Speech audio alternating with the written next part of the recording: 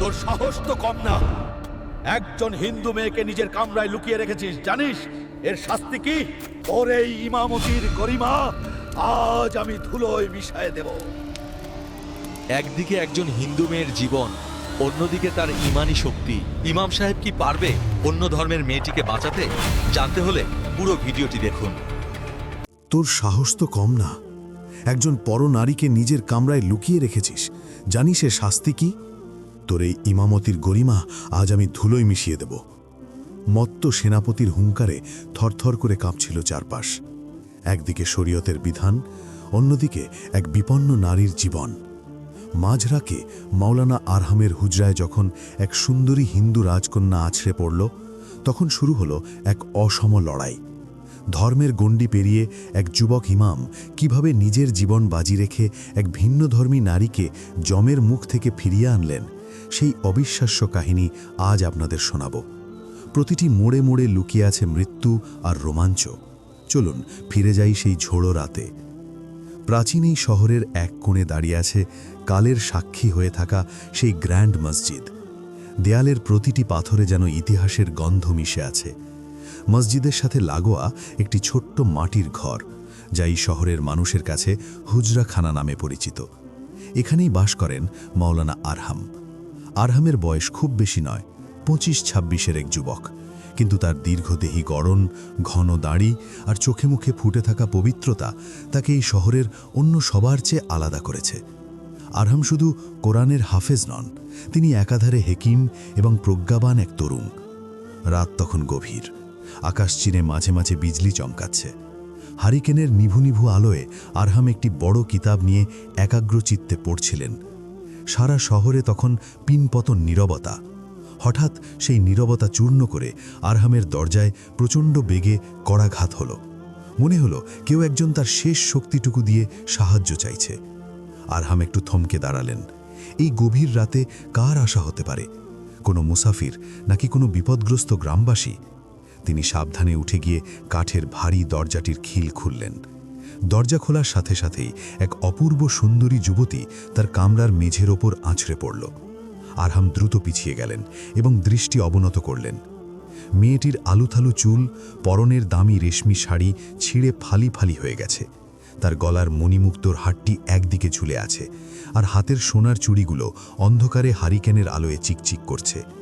তবে সবচেয়ে বেশি যা আরহামের নজরে এলো তা হলো মেয়েটির কপালে লেপ্টে থাকা সিঁদুরের কিছুটা অংশ এবং তার চোখের কোণে জমে থাকা অগাধ আতঙ্ক। মেয়েটি মেঝেতে পড়ে হাঁপাচ্ছিল। সে ধপ করে আরহামের পা জড়িয়ে ধরল। কান্নায় ভেঙে পড়া গলায় সে বলল, দয়া করুন হুজুর, আমাকে বাইরে বের করে দেবেন না। ওরা আমাকে ছেড়ে খাবে। ওরা আমার বাবাকে পুড়িয়ে মেরেছে। আরহাম এক মুহূর্তের জন্য স্তব্ধ হয়ে গেলেন। তিনি গম্ভীর কিন্তু শান্ত গলায় বললেন, আপনি কে মা? এই গভীর রাতে একজন গায়রে মাহরাম নারী আমার হুজরাখানায়? এটি তো সম্ভব নয়। আমাদের ধর্মে এবং সমাজে এর কোনো স্থান নেই। আপনি দয়া করে উঠে দাঁড়ান এবং এখান থেকে প্রস্থান করুন। মেয়েটি ঝট করে উঠে দাঁড়ালো। তার ফর্সা মুখটি কান্নায় লাল হয়ে গেছে। সে বলল, আমার নাম অঞ্জলি। আমি এই শহরের প্রধান ব্যবসায়ী শ্রী দয়ালের মেয়ে।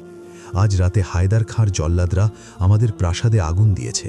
আমার বাবা প্রতিবাদ করেছিলেন বলে তাকে তলোয়ার দিয়ে দ্বিখণ্ডিত করেছে। হায়দার খাঁ এখন আমাকে খুঁজছে তার রংমহলের জন্য।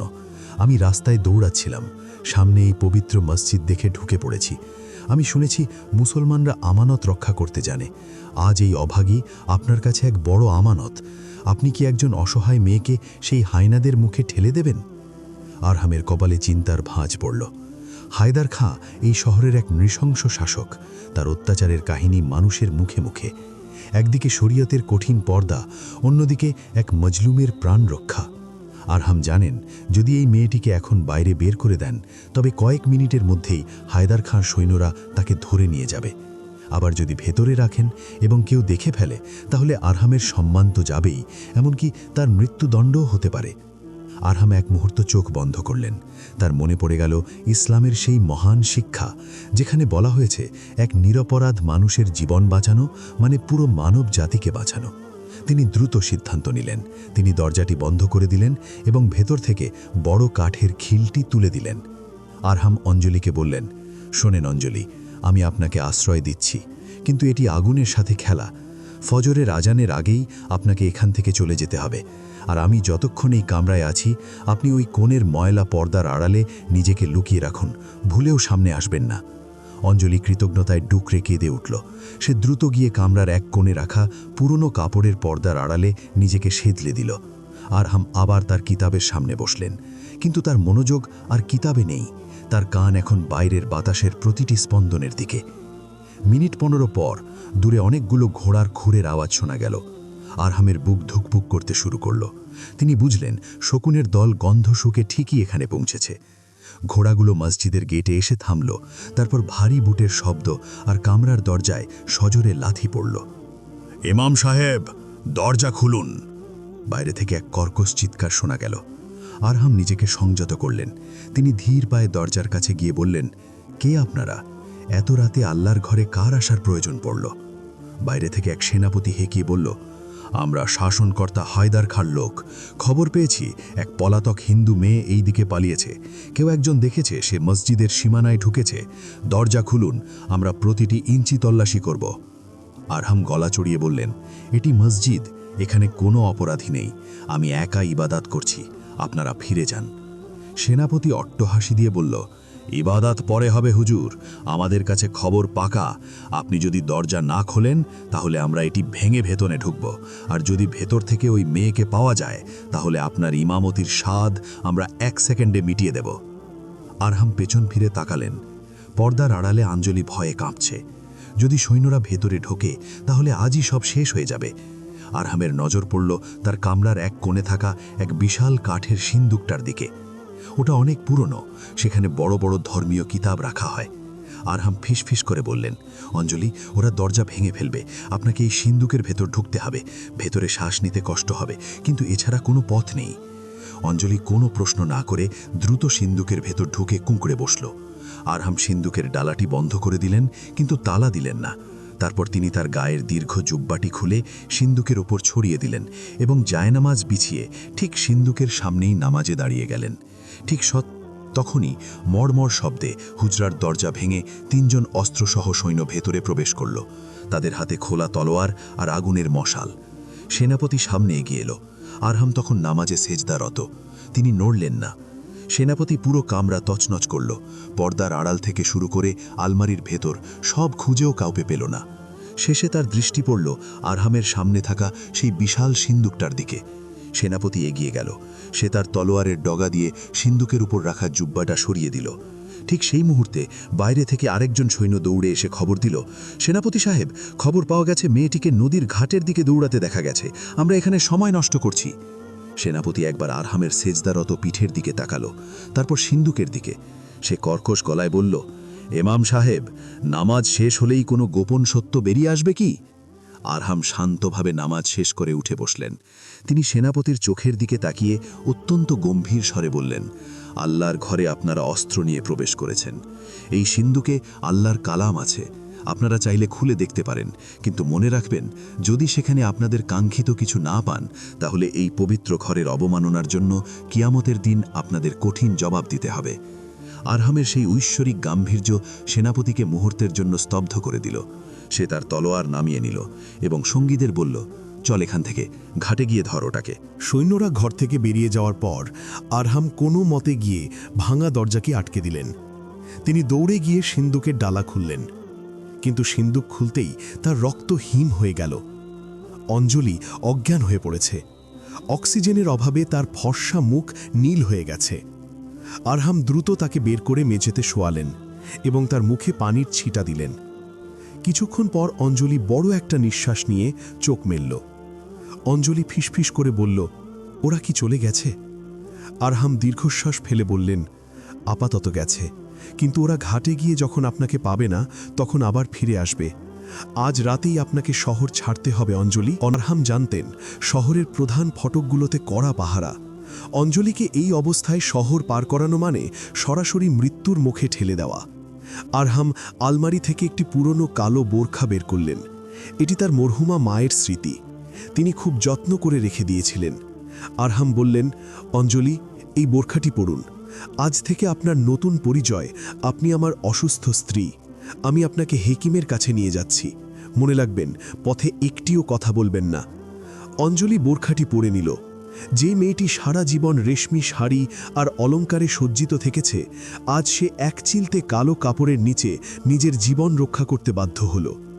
আরহাম হাতে একটি হারিকেন নিলেন এবং অঞ্জলিকে নিয়ে অন্ধকারের গলিঘুজি দিয়ে এগোতে লাগলেন। কিছু দূর যাওয়ার পর বাজারের মোড়ে তারা দেখল একদল মশালধারী প্রহরী রাস্তা আটকে দাঁড়িয়ে আছে। আরহাম হারিকেন উঁচিয়ে নিজের মুখ দেখালেন। ইমামের পরিচিত চেহারা দেখে প্রহরীরা কিছুটা নরম হলেও কিন্তু সন্দেহ কাটল না। আরহাম বললেন, আমার স্ত্রী হঠাৎ খুব অসুস্থ, পেটে তীব্র ব্যথা। আমি পশ্চিম পাড়ার হেকিম দাদুর কাছে নিয়ে যাচ্ছি। দেরি করলে হয়তো প্রাণ বাঁচানো সম্ভব হবে না। প্রহরীরা যখন ছেড়ে দিতে যাচ্ছিল, ঠিক তখনই সেখান দিয়ে যাচ্ছিল হায়দার খানের প্রধান জল্লাদ জব্বার কালু। এই লোকটির নাম শুনলে পাথরও ঘামে। জব্বার কালু এগিয়ে এসে অঞ্জলির একদম কাছে দাঁড়াল। সে গভীরভাবে নিঃশ্বাস নিল, তারপর এক ক্রূর হাসি দিয়ে বলল, ইমাম সাহেব, আপনার স্ত্রীর গা থেকে রাজকীয় রেশমি কাপড়ের ঘ্রাণ আসছে। গরিব ইমামের বউয়ের শরীরে কি এত দামি আতর আর রেশম মানায়?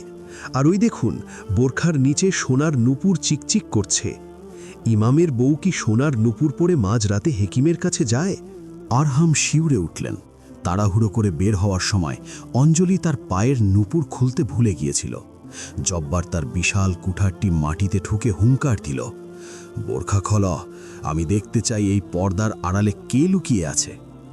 আরহাম দ্রুত অঞ্জলির সামনে বুক চিতিয়ে দাঁড়ালেন। তিনি বললেন, একজন নারীর গায়ের কাপড়ে হাত দেওয়ার আগে আপনাকে আমার লাশের উপর দিয়ে যেতে হবে। আল্লাহর গজব থেকে বাঁচতে চাইলে পথ ছাড়ুন। জব্বার নিষ্ঠুর হাসি দিয়ে বলল, তবে তাই হোক। সে কুঠার ঘোরালো আরহামের গর্দান লক্ষ্য করে। ঠিক সেই মুহূর্তে অন্ধকারের বুক চিরে একটি তীক্ষ্ণ শীষ শোনা গেল এবং একটি তীর এসে সরাসরি বিঁধল জব্বারের ডান হাতে। তার হাতের কুঠারটি মাটিতে পড়ে গেল। অন্ধকারের ভেতর থেকে এক নারী কণ্ঠ ভেসে এলো, ইমাম সাহেব, দৌড়ান, সুরঙ্গের দিকে যান। জব্বারের চিৎকার আর তলোয়ারের ঝনঝনানি পেছনে ফেলে আরহাম আর অঞ্জলি সেই অন্ধকার সুরঙ্গের ভেতরে ঢুকে পড়লেন। ধুলো আর ভ্যাপসা গন্ধে দম বন্ধ হয়ে আসছিল, কিন্তু থামার কোনো উপায় নেই। সুরঙ্গটি ক্রমশ নিচের দিকে নেমে গেছে। হারিকেনের কাঁপা কাঁপা আলোয় আরহাম দেখলেন সুরঙ্গের দেয়ালে প্রাচীনকালের কিছু চিহ্ন খোদাই করা। সুরঙ্গের শেষ মাথায় পৌঁছে তারা এক বিশাল পাথরের দেয়ালের সামনে এসে দাঁড়ালেন। আরহামের জানা ছিল এটি শহরের প্রাচীন গোরস্থানের নিচের এক গোপন কক্ষ। তিনি একপাশে থাকা একটি লিভারের মতো পাথর ধরে জোরে টান দিলেন। ঘর ঘর শব্দে দেয়ালটি সরে গেল। ওপাশে ঘুটঘুটে অন্ধকার। হারিকেন উঁচিয়ে আরহাম দেখলেন সেখানে সারি সারি পুরনো কঙ্কাল আর ভাঙা কফিন পড়ে আছে। অঞ্জলি ভয়ে আরহামের জুব্বা খামচে ধরল। আরহাম শান্ত স্বরে বললেন, ভয় পাবেন না অঞ্জলি, মৃতরা কারো ক্ষতি করে না। আমাদের ভয় পাওয়া উচিত ওই জ্যান্ত মানুষগুলোকে যারা রক্তের নেশায় আমাদের পিছু নিয়েছে। তারা গোরস্থানের ভেতর দিয়ে সাবধানে এগোতে লাগলেন। হঠাৎ ওপর থেকে ভারী বুটের শব্দ আর টর্চের আলো দেখা গেল। হায়দার খানের সৈন্যরা গোরস্থানে পৌঁছে গেছে। তারা প্রতিটি কবরের আড়ালে তলোয়ার চালিয়ে পরীক্ষা করছে। ওরা এই পথেই এসছে, মাটির গন্ধ বলছে ওরা জ্যান্ত। জব্বারের সেই কর্কশ কণ্ঠস্বর আবার শোনা গেল। জব্বার তার কাটা হাতে কাপড় বেঁধে পাগলের মতো এগোচ্ছে। তার চোখ এখন রাগে লাল হয়ে আছে। আরহাম অঞ্জলিকে নিয়ে গোরস্থানের এক কোণে থাকা একটি পুরনো পরিত্যক্ত কুয়োর পাশে এসে দাঁড়ালেন। এই কুয়োটি আসলে শুকিয়ে গেছে অনেক বছর আগে। কুয়োর ভেতরে লোহার শিকল ঝুলে আছে। আরহাম বললেন, আমাদের এই কুয়োর নিচে নামতে হবে। ওটা আসলে একটা গোপন ড্রেনেজ সিস্টেমের মুখ, যা সরাসরি নদীর ওপারে গিয়ে মিশেছে। অঞ্জলি কুয়োর গভীর অন্ধকারের দিকে তাকিয়ে শিউরে উঠল, কিন্তু পেছনে তখন কুকুরের ঘেউ ঘেউ শব্দ আর সৈন্যদের চিৎকার একদম কাছে চলে এসছে। আরহাম শিকল ধরে নিচে নামতে শুরু করলেন। অঞ্জলিকে তার পিঠে শক্ত করে বেঁধে নিলেন। নিচে নামার পর তারা দেখলেন এক বিশাল নর্দমা, পচা নোংরা পানি আর দুর্গন্ধ, কিন্তু এটাই এখন তাদের একমাত্র জীবন পথ। নর্দমার ভেতরে পানি কোমর সমান, চারিদিকে ঘুটঘুটে অন্ধকার। আরহাম হারিকেনটি নিভিয়ে দিলেন, কারণ নর্দমার ভেতরে থাকা গ্যাস যে কোনো সময় বিস্ফোরণ ঘটাতে পারে। তারা দেওয়াল ধরে ধরে এগোতে লাগলেন। মাঝে মাঝে বিষধর সাপের সুরসুরি তাদের পায়ের পাশ দিয়ে বয়ে যাচ্ছে। অঞ্জলি নিঃশব্দে কাঁদছিল, কিন্তু সে জানত আজ তাকে শক্ত হতে হবে। প্রায় 1 ঘন্টা হাঁটার পর তারা নর্দমার শেষ মাথায় পৌঁছলেন। সেখানে এক বিশাল লোহার জালে পথ আটকানো, জালের ওপাশেই উত্তাল নদী। আরহাম জালটি কাটার চেষ্টা করছিলেন। ঠিক সেই মুহূর্তে ওপর থেকে ড্রেনের ঢাকনা খুলে গেল। বিশাল এক মশাল হাতে নিচে নামল জব্বার, তার সাথে আরও 4 জন দুর্ধর্ষ যোদ্ধা। জব্বার অট্টহাসি দিয়ে বলল, ভেবেছিস শয়তানের নর্দমায় ঢুকে আমাকে ফাঁকি দিবি? আমি জব্বার, যমদূত আমার ভয়ে পথ বদলায়। আরহাম নিজের পেছনে অঞ্জলিকে সরিয়ে দিলেন। তার হাতে কোনো অস্ত্র নেই, শুধু এক হাতে কিতাব আর অন্য হাতে সেই লোহার জাল কাটার ছোট কাঁচি। জব্বার তার কুঠার তুলল আরহামের গর্দান লক্ষ্য করে। ঠিক সেই মুহূর্তে আরহামের ভেতর যেন এক অলৌকিক শক্তি ভর করল। তিনি চিৎকার করে এক ধাক্কায় জব্বারকে নর্দমার গভীর পানির দিকে ফেলে দিলেন। অন্য সৈন্যরা যখন আরহামের উপর ঝাঁপিয়ে পড়ল, ঠিক সেই মুহূর্তে নর্দমার ওপর থেকে সেই পরিচিত তীরের ঝাপটা আবার শুরু হলো। জোহরা আর তার বিদ্রোহীরা ঠিক সময় মতো পৌঁছে গেছে। জোহরা ওপর থেকে চিৎকার করে বলল, ইমাম সাহেব, জাল কেটে নদীতে ঝাঁপ দিন, ওপারে আমাদের নৌকো তৈরি আছে। আরহাম তার সর্বশক্তি দিয়ে লোহার জালটি ছিঁড়ে ফেললেন এবং অঞ্জলিকে নিয়ে উত্তাল নদীতে ঝাঁপ দিলেন। নদীর শীতল পানি তাদের অবশ করে দিচ্ছিল, কিন্তু মুক্তির আনন্দ ছিল তার চেয়েও অনেক বেশি। নদীর ওপারে যখন তারা পৌঁছালেন, তখন আকাশ পরিষ্কার হতে শুরু করেছে। পূব আকাশে লালিমা দেখা দিয়েছে, ফজরের আজানের সুর ভেসে আসছে দূর থেকে। মাওলানা আরহাম নদীর পাড়ে হাঁটু গেড়ে বসে শুকরিয়া আদায় করলেন। তার সারা শরীর কাদা আর নর্দমায় মাখামাখি, কিন্তু তার আত্মা আজ আকাশের চেয়েও পবিত্র। অঞ্জলি তার বোরখার নেকাব সরালো। তার সেই আতঙ্কিত মুখে এখন এক অপার্থিব প্রশান্তি। সে আরহামের সামনে এসে নতজানু হয়ে বসল। অঞ্জলি বলল, হুজুর, আপনি আজ যা করেছেন তা কোনো সাধারণ মানুষ করতে পারে না। আপনি আপনার ধর্মীয় পরিচয় আর সামাজিক সম্মানের চেয়ে একজন মানুষের জীবনকে বড় করে দেখেছেন। আজ থেকে আমি বিশ্বাস করি পৃথিবীর সবচেয়ে বড় ধর্ম হল মনুষ্যত্ব। আরহাম শান্ত স্বরে বললেন, অঞ্জলি, আমি শুধু আমার স্রষ্টার হুকুম পালন করেছি। অসহায়ের পাশে দাঁড়ানোই হল আসল ইবাদত। আজ থেকে আপনি মুক্ত। জোহরা আপনাকে সুরক্ষিত সীমান্ত পার করে দেবে। সেখানে আপনার আত্মীয়রা আপনার জন্য অপেক্ষা করছে। অঞ্জলি তার গলার সেই বহুমূল্যবান হীরা খচিত হারটি খুলে আরহামের দিকে বাড়িয়ে দিল। হুজুর, আমার কাছে আর কিছুই নেই। এটি দয়া করে আপনার মাদ্রাসার জন্য গ্রহণ করুন। মাওলানা আরহাম মৃদু হাসলেন।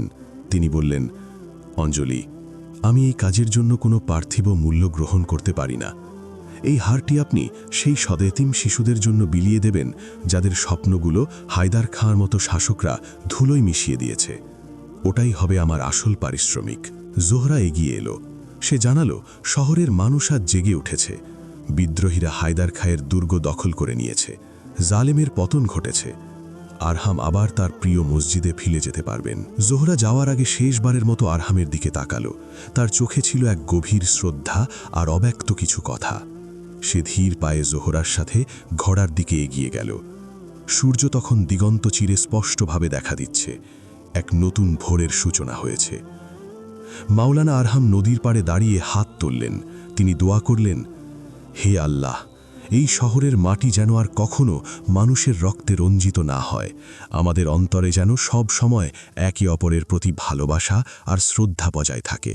বন্ধুরা, মাওলানা আরহাম আর অঞ্জলির এই কাহিনী আমাদের এক বিশাল শিক্ষা দেয়। আমরা প্রায়ই ধর্মের নামে দেওয়াল তুলি, কিন্তু ভুলে যাই যে আমরা সবাই এক স্রষ্টার সৃষ্টি। আরহামের সেই ত্যাগ আর বীরত্ব আজ আমাদের মনে করিয়ে দেয় যে সত্যিকারের মুমিন সেই, যার কাছে প্রতিটি মানুষের জীবন আর সম্মান নিরাপদ। কেমন লাগলো আপনাদের এই হৃদয়স্পর্শী গল্পটি? মাওলানা আরহামের এই কঠিন সিদ্ধান্তের বাধারে আপনার মতামত কি? তিনি কি ঠিক করেছিলেন? কমেন্টে আপনাদের মূল্যবান মতামত অবশ্যই জানাবেন। এই গল্পের যদি আরও গভীর রহস্য জানতে চান কিংবা আরহামের পরবর্তী জীবন নিয়ে শুনতে চান, তবে কমেন্টে পরবর্তী অংশ লিখে জানান। আর আপনি কি ধরনের ভিডিও পছন্দ করেন সেটিও কমেন্ট করুন। হতে পারে আমরা আপনার পছন্দের গল্প নিয়ে পরের ভিডিও তৈরি করব। ভিডিওটি ভালো লাগলে লাইক দিন এবং আপনার প্রিয়জনদের সাথে শেয়ার করুন। সুস্থ থাকবেন, ভালো থাকবেন। আল্লাহ হাফেজ।